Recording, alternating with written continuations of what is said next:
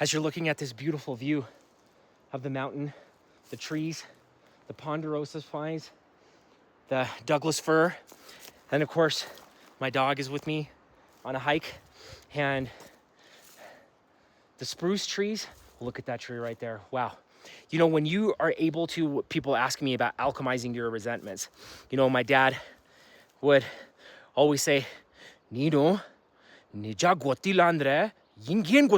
you don't know the truth, then what do you know? I'm thinking to myself, wait a second, this guy's lying all the time. He's filed for bankruptcy twice. He's gay, he doesn't accept it.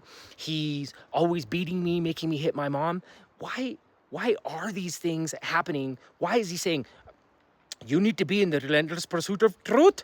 Why is he saying these things when he's not truthful? Sorna Ilba, Sorna, come here, Ilba.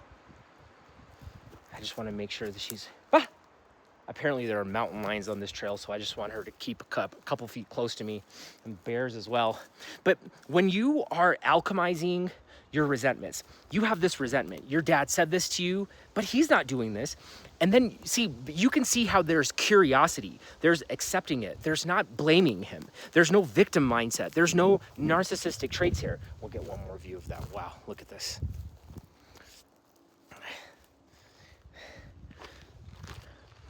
You alchemize the resentments instead. What that means is that you take whatever it is that you don't like about something and you write it from their perspective, and then you gain purpose with it. And that's what I showcase in my book, Emotional Freedom, that's available on Amazon.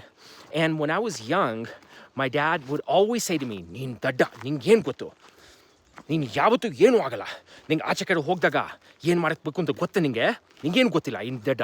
you're stupid, you're dumb.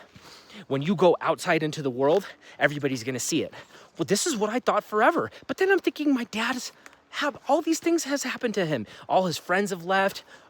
He's lost his jobs. You know, he went to India, living on a pension, filed for bankruptcy twice. So as I think about these things, I have compassion for him. I have empathy for him. That doesn't mean everything gets better and it's all rosy. What happens is that you've alchemized the resentments. Oh, okay. Now I can turn whatever happened with my life into purpose. The emotional nucleus is my mom, who was abused by my dad, had schizophrenia, was institutionalized. And God has put me in this position for a reason. And I'm a middleman to his journey. And what happens here is that you reduce those anxiety, those stress levels markedly by playing neurobiologic jiu-jitsu with your emotions. And you can find my book, Emotional Freedom, on Amazon, and donating 30% to helping those mothers who have suffered with losing their children, being schizophrenic, and developing more foundations. Of course, 70% of my speaking fee, I'm going to be donating to feeding the poor, purifying their water, and hopefully being a pioneer in developing a type 1 civilization.